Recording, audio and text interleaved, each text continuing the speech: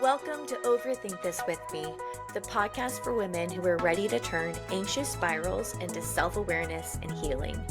If you're constantly replaying conversations, craving reassurance, or feeling too much in your relationships, you're not alone. This podcast is your space to explore anxious attachment, emotional clarity, and the brave journey towards secure, grounded love. I'm your host, Lindsay Malone. Let's get started. Well, welcome to my very first episode of Overthink This With Me. I am your host, Lindsay Malone, aka Life Coach Linz, and I am so excited to have our very first session together. It is a beautiful, warm, and breezy Saturday in March here in Texas. So if anyone is in Texas, you know that weather can be real spotty, especially in the spring. We had crazy winds not too long ago. There was a big hailstorm a few days ago. It's just always crazy. But today, the weather's nice, so I'm grateful for that. Today, for the very first episode, I just wanted to, of course, kind of introduce myself so that you kind of have an idea of who I am, what I'm about, why the heck I'm even doing this podcast, and also to do a little bit of a high-level overview of what attachment style is, and specifically anxious attachment, so that you have an idea of what that is as well. And so I'm really hoping that this will be helpful for you at the end of this to kind of have a better understanding of how attachment styles work and also how to watch for it in your own life just to see, is it showing up and what you can do about it. So first and foremost, a little bit about me. So most of my life, I've always done kind of hospitality type of jobs, right? I was a server for a long time. I worked in the wedding industry. I worked in ministry for a long time. I did music, things like that. So I've always had this, natural nature or inkling to help others in my life, specifically women. And I would notice myself whether I was at church or if I was at work or with my friends, specifically, women, if they would talk to me and be like, hey, I just don't think I'm good enough. They've had stresses in their relationships or figure out what to text their boyfriend or not feeling like they're worthy or valuable enough. I would get so fired up. And I'd be like, what are you talking about? Of course you're you're amazing. Do you not know this? It was like, I saw one of my friends at a baby shower a few months ago and I saw her. I said, oh, you look so beautiful. And she was like, and she's feeling, self-conscious and she's pregnant and she was just not feeling great. And I was like, do you not know that you're a goddess? She laughed and her mom is standing right there and she was laughing too. But I genuinely have that desire to make sure that the woman I'm talking to knows her value. And it cannot be changed or lessened in any way. Doesn't matter how much you weigh. It doesn't matter your education. It doesn't matter your life decisions. It doesn't matter. You are a valuable, wonderful human being and you should know that. I also feel a little bit like Leslie Knope from Parks and Rec when it comes to this topic. But I bring that up to say that is something that really drives me and I believe that to my core. So as I'm going through my life, I was in a very toxic relationship a few years ago. And I got engaged to this person that was very emotionally abusive. He was very detached, caused a lot of division in my relationship with my family, whom I'm very close with. It was just a very terrible time. And I was with him for 3.5 years. It was a long distance thing. It was just kind of a nightmare. And how all this journey kind of happened as far as coaching and podcast and all of that was kind of this crucial time in my life where I was in a very, like I said, very unhealthy relationship. It was consuming my life. I was constantly insecure, constantly felt like it was my fault when things weren't going well, constantly felt like, what can I do to make this work, to fix it? How can I mend? I was just trying so hard to make everything work instead of accepting some of these facts because they were uncomfortable facts of just maybe this guy is just not a good guy. Maybe this isn't a good fit, And so anyways, we're engaged, right? It is 5 weeks before our wedding. And I remember there was so much tension, and I'll probably do more of a deep dive episode on this story in particular because there's a lot in there that I think would be helpful for you and being like, oh yeah, I've done that. But it was, I was praying to God and being like, okay, God, a lot of my family and people around me have red flags about this guy. And he is so manipulative. I'm so confused. I don't know what's true. I don't know if he is telling me the truth. Are they lying? Is he lying? It was just chaos all the time. And I remember praying and asking God, like, God, if I'm missing anything, if there's any chance that this guy is not who he says he is, if he's living a double life, if there's something wrong and this is danger, I need to get out, tell me. So it's 5 weeks before the wedding. We're hanging out, and his phone buzzes, and I look at the screen, and he happened to have it away from him, which, side note, he was always very protective of his phone, which was never a good sign, by the way. Not a good sign, but we'll get into that another time. But I saw the phone, and it was a message from somebody else, from like a dating app, being like, hey, how are you? Like that type of thing.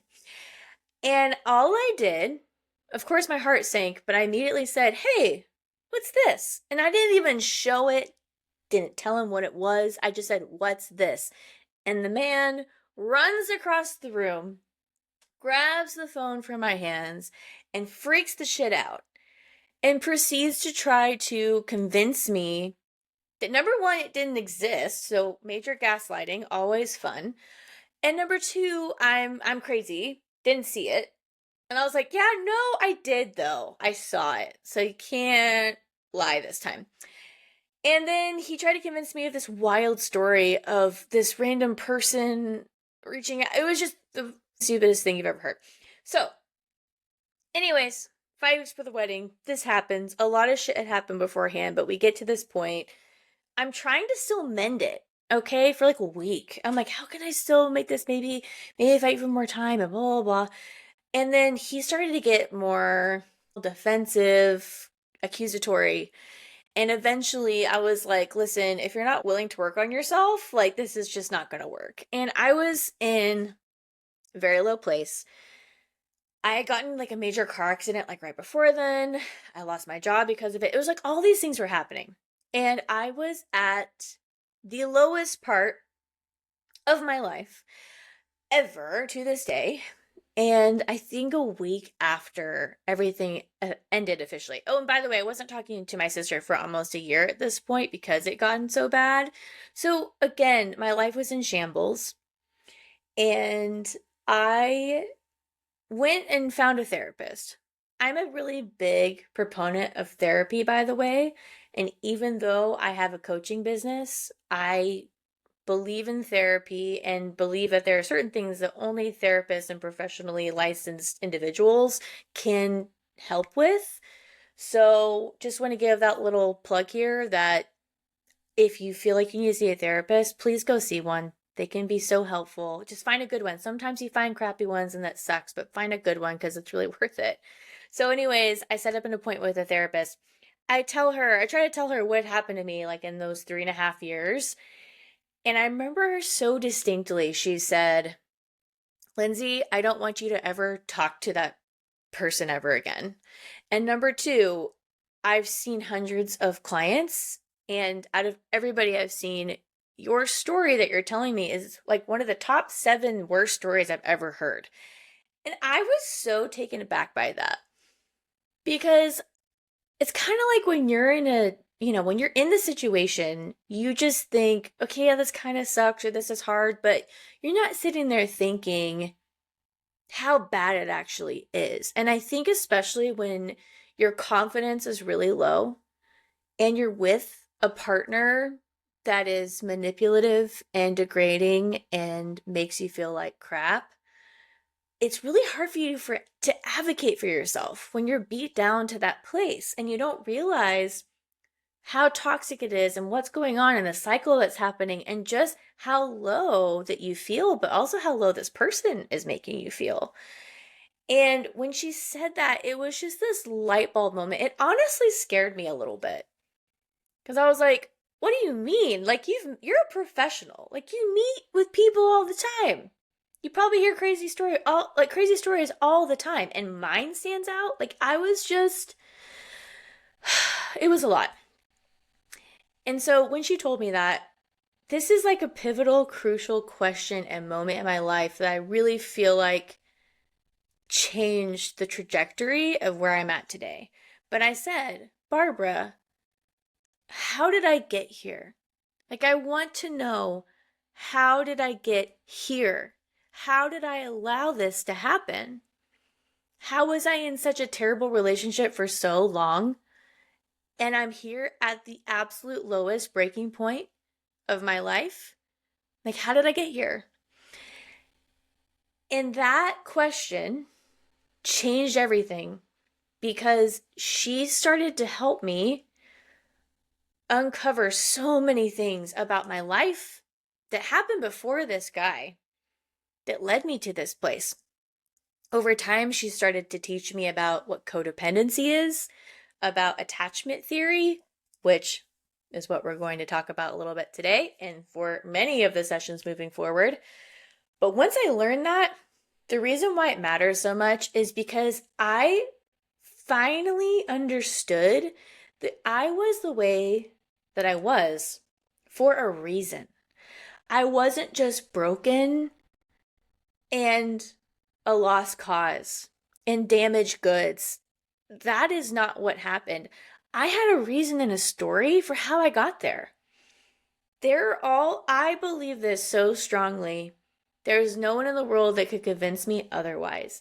I believe so strongly that you can track how you got from point A to point B to point J. You can track that. And as soon as you realize that you can track that thread from point to point, and there was a freaking reason why, it takes the anxiety and self-hate out. I mean, I honestly feel a little emotional about it saying this because it is amazing how shitty you can feel when you feel like you've gone so far that you are no longer lovable or worthy. And then when you start to realize, oh my God, like, I'm here because of some things that maybe happened when I was a kid, the environments I grew up in, my experiences with other people, relationships, family, parents, like, these things play a part in what we do and how we think and how we show up in our relationships with ourselves and others. And that's why it's so important, because when you realize and you learn about it, you're like, oh my God, not only does this make sense, but number two, I can change. I can heal. It doesn't have to be this way. So, really big. I really went just full on, just out of the gate from the beginning. But that's what I'm here to talk about.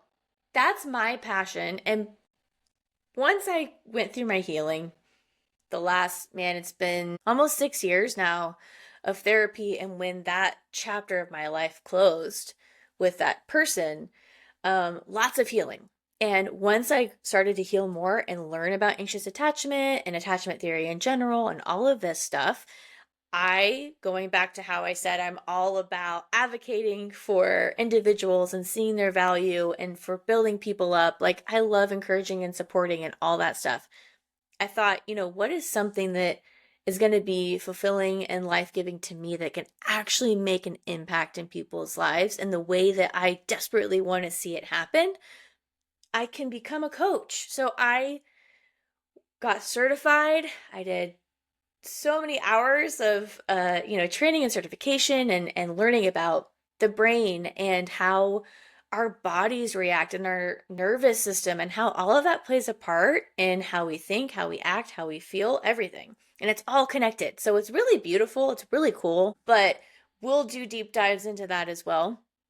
But that is kind of the journey. And then I got certified to be a coach and then just really did some heart work on what specifically can I focus on that I've had experience in and come out on the other end that I know will change someone's life if they just knew about this. And that is anxious attachment, attachment theory, and how to heal. So that's what this podcast is going to be covering.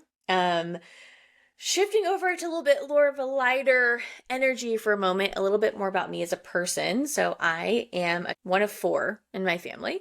I'm the second oldest. I am the middle child. So hashtag forgotten.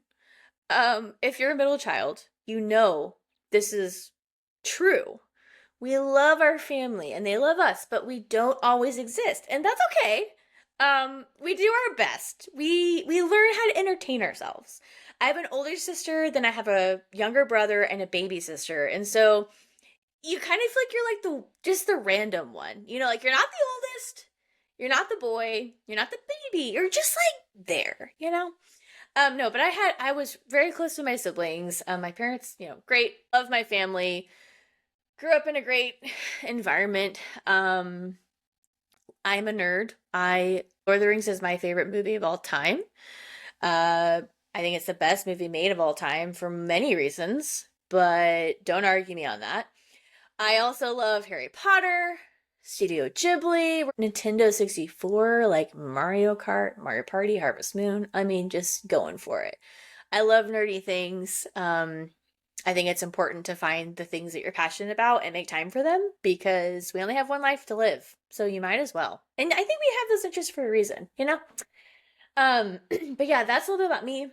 I love candy, love popcorn, I love steak. I love just many things. Queso, sushi, all the good things. Just me as a person. I am a big verbal processor, talk to myself all the time. And it was even a joke made at my rehearsal dinner by my younger sister. She told my husband, don't interrupt her when she's talking to herself because she's having a conversation. I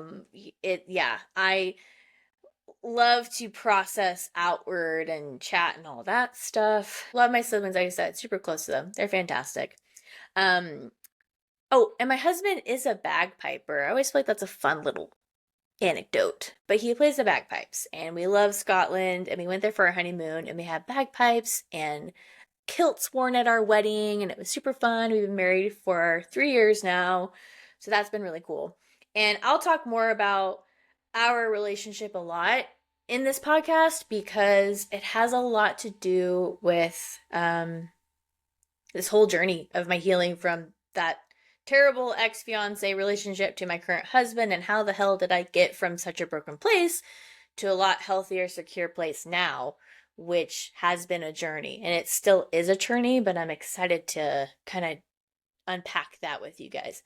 But okay, let's do a quick little intro into attachment theory. So the high level, idea of attachment theory is that our relationships with our caregivers, so your parents, your grandparents, whomever you were around the most growing up, influenced you on how you see relationships, how you show up in them, and how you see yourself as well. So you're very much impacted by your caregivers growing up. And that seems pretty simple, pretty straightforward, but there's like main categories of different attachment styles. There's 3 main ones. There's secure attachment. So that would be considered your healthy version. Not perfect, but healthy. Your parents had a healthy relationship with you. They knew how to set healthy boundaries. They had healthy ways of navigating their own emotions. They knew how to emotionally regulate. They knew how to be secure in their own relationship and in their own self. And you pick up on that energy, right?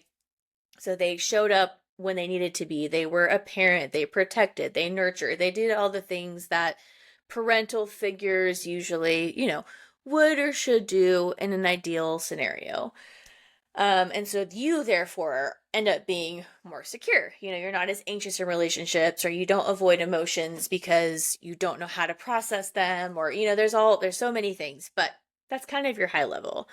Then you have your avoidant attachment style. And these people it's like if their parents either dismissed their emotions or didn't really hold space for their emotions and their internal world, or even sometimes if they push too much to be involved, like that type of thing.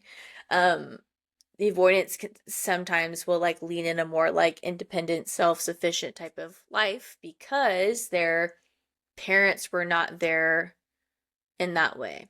And they have a hard time knowing their own emotions or handling emotions of other people because it's not something they're used to. They just learn how to be self-sufficient type of people. And we'll do a little bit more coverage on this moving forward. But that's avoidant. And then you have anxious attachment. And usually with anxious attachment, it's their parents, it's like their caregivers were present but not consistently. So they would be in and out a lot, and maybe emotions were kind of fluctuating a lot in the home or whatever that might be. So anxious styles tend to be anxious. They tend to be, they're not really sure, like they've experienced love and nurturing enough to know that it's there, but it keeps going away. So whenever it does come around, they tend to cling to it and be like, oh, like, thank God. And they want it, right? They're worried about the shoe dropping all the time because that's how they grew up. And so there's a lot of things that come with that. I fall on the anxious side, which is why anxious attachment is my big focus, because it's something I can speak to because I walked through it and I currently still walk through it, heal through it. But yeah, so it just kind of affects just kind of like how you are, it can show up in little things like, oh, like how come they're not texting me back? Or like maybe if I text them twice, they'll get back to me, or whatever that might be.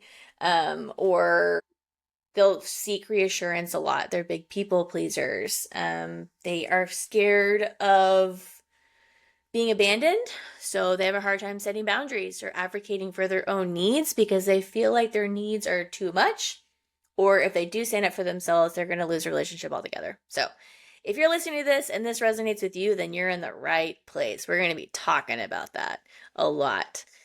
But yeah, I was thinking about kind of an example. It's going to sound like a kind of interesting, weird example, but I think it actually is pretty spot on. So we kind of grew up with some property, and we had, horses, cattle a couple times, and then we had dogs and cats and all that. So if you're a cat person or you're familiar with cats, if you have a lot of barn cats, we had a lot of them around, and we had a lot of litters of dogs and cats growing up just because we just had them, and we had them for many years and all that stuff. So I learned this growing up, but think about a cat, for instance. So one thing that, even if you don't like cats or you don't know a lot about cats, most people know that cats use litter boxes, right? And that's a unique thing for cats. Like horses don't do that, dogs don't do that, hamsters don't. It's like cats very specifically use litter boxes. And like if you think about if you go out of town or if you have a pet in the house, dogs have to be potty trained. They have to be taught not to pee in the house. They have to let you know when they want to go outside. Like these are things you have to train a puppy to do. Cats, usually they will go to the litter box when they have to use the restroom. And they'll usually cover up their business when they're done, and then that's it. And then just go to the box. And I don't know if you ever thought about it, it's just kind of strange. Like they have the entire house to use, but they just know to use the litter box, right? With cats, kittens, if you remove a kitten from its mom too early, usually the standard is like 8 weeks old minimum. If you remove a kitten from its mother too early, let's say you have a litter and you try to give the cat away too soon, the kitten, a lot of times what happens with these kittens is they don't know how to use the litter box. They either will just pee or poop anywhere, like on a pile of laundry or on the bed or on the corner somewhere. Or if they do use a litter box, they don't cover up their business afterwards. They just kind of leave it. And it's like, this is something that you would assume a cat has a natural instinct to do, because they do. Most of the time, even if they're outside, they'll go find dirt or sand or something else that's similar to litter when they're using the restroom so they can cover it and all that stuff. But if a kitten is pulled too early, it doesn't know how to use a litter box. And it's so simple, but it's like, this is something that it learns from its parent. Like the parent, the mom cat teaches the baby how to use a litter box. Kitten learns, oh, that's where I go. This is how I do this. This is how this works. So even though it should be a natural instinct for a cat, if the mother or, parent, caregiver does not show it to the kitten doesn't know how to do it. Silly example, but it's very similar to people in the sense that your parents in an ideal situation are going to be there to protect you, to take care of you, to make sure your needs are met, to help you regulate your emotions, because as children, kids have developing brains and they don't have the logic that us adults have, right? So like if my mom or dad is in a bad mood when I'm a kid, I'm not going to sit there and logically be like, maybe they're stressed because of finances, or maybe dad annoyed her and she's just upset. Like, I'm not going to think that. I'm going to think, why is my mom upset? Is it at me? She's yelling at me a lot, so it must be me. Like, it's my fault. Something happened, right? Like, they don't have the capacity to think through it logically, so they just absorb like a sponge every single energy and emotion that's coming at them, towards them in the house. They absorb this information as truth, and then that will literally set the foundation for how they grow up and how they see the world, themselves, relationships, all types of things. This becomes their framework and their groundwork for how they do everything. And that's just from this experience with a caregiver, which is a lot of pressure for the caregiver, but it's just how it is. Like, I say this to my siblings all the time. Like, I'm in my 30s. I've had relationships with all types of people. And even if, whether you're super close to your parents or not, anything that happens with your parents and you is always going to impact you so much more than it would if it was somebody else. Like, you have your spouse, yes, but then your parents, it's just going to hit harder. It just does. There's nothing we can do about it because they're a parent, we're a child, and that role will always be there, even if we're grown ass adults and even if we try to act like adults and set our boundaries as adults and all that. There's always going to be a parental and child role that just isn't going to go away. And so everything they do is going to impact us a little differently. And that's no one's fault. It's just how it is. So it's kind of I think of it similarly with attachment styles. It's, if my parents don't show me how to do these things, if they weren't able to, walk through it or do it for whatever reason in their own lives, because they got their stuff going on too. And they grew up with their parents teaching them to do things a certain way. It's not even about pointing fingers. It's just realizing that, hey, how they grew up and what they're going through and all that stuff impacts how they are with me, and that impacts how I do things, And if they weren't able to show up for whatever reason, that can make it hard for me to not know what to do when our regular life and relational situations come up. We don't know what to do because it wasn't shown to us in a healthy or proper way, or maybe at all. And so we just digest that and just take that into the future of our lives. And that's how you, like me, could get to a place where you get into really unhealthy relationships, again with myself, but then with this person, and maybe many other relationships along the way, just because this cycle of how I think and how I am is just following me and kind of a filter for how I do things and how I look at things. So, like I said, once you realize that this is playing a part in your life, it can be so freeing because, again, it's validating because you're not feeling crazy. And number two, you're not alone, because everybody, I believe, falls in a category somewhere on the spectrum here of attachment theory, secure, avoidant, anxious, and they're all kind of in the mix. And it's not like a handicap or something that's bad about you. It's just like a part of you. And there's actually really beautiful, amazing qualities of people that tend to lean anxious or avoidant. They have these really powerful qualities about them that make them incredible people in certain ways. And I'd love to do an episode to cover that, just to be like, hey, these are the positives of someone who grew up this way or grew up thinking this way. They end up being kick-ass at this, or they're really good at this, you know? So there's wonderful things about it. But again, when you start to heal towards being more secure, it really changes everything in your life, how you see yourself, how you see other people. And it can just change things, whether you're in a relationship now or if you're single or whatever it might be. This is still applicable today, right now, to help you.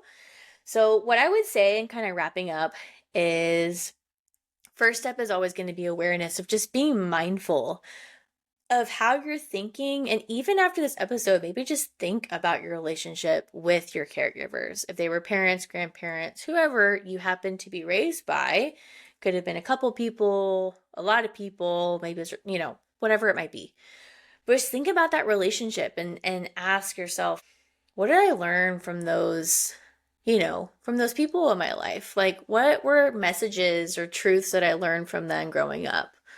And just kind of be aware of that. Just kind of recognizing, hey, maybe I am like, yeah, my dad was like that and I'm kind of like that. Or I tend to be drawn to people that are like my dad because I just assume because he loved me in that way that that's how all men, it can go so many ways. But thinking about that. So just being aware, like, hey, am I like that? Or hey, how was that for me? Number two, just reminding yourself like you're not broken and this is normal, you're valid, and everybody's got their story. And you just have to, link those points and pieces together. And that's what I'm here to help you do, is that do that. How do you track that? Once you do, it helps, trust me. And then lastly, I would say just your healing journey is going to start with self-validation and trust. Because a lot of times we just don't trust our own gut or decision on how to do things, especially in the anxious attachment realm. We're like, man, I can't trust myself because I can't make good decisions. You're so crippled by people pleasing that you just don't know what to do. So it's going to help for you to just validate yourself and be like, hey, I'm not broken. And also, yeah, that kind of makes sense why I do that a little bit. Or maybe my mom or my dad was never around, so of course I'm anxious. Or, hey, this happened to me when I was a kid. Makes sense why I'm a little iffy about this, or whatever it might be. So validating yourself and then learning to just trust your own gut again, because you have a gut, you have instincts for a reason. They still work, they're still good. It's just kind of weeding through some of those protective barriers and outdated survival skills that you probably learned when you were a kid that maybe you're still doing that you just don't need anymore, because maybe you are in a healthier place and just got to learn some healthier ways to cope and how to process and all that stuff. So it's approachable, it's doable, you're doing great. But thanks for coming in with me today. I know we did so many things. I had a lot of passion talking about it, but I appreciate you spending your time here. You can go to lifecoachlens.com to see other ways I can support you, whether it's coaching or group coaching. And then you can follow me on Life Coach Lens on Instagram and Facebook as well. But feel free to like this podcast episode, download it, subscribe, share it with your friends, and just come back for more, because I'm going to be doing a lot more. But I, again, so appreciate you. I hope you know you are wonderful and valuable, beautiful, worthy, and you're doing great. And I hope you have a fantastic week, and I will see you next time.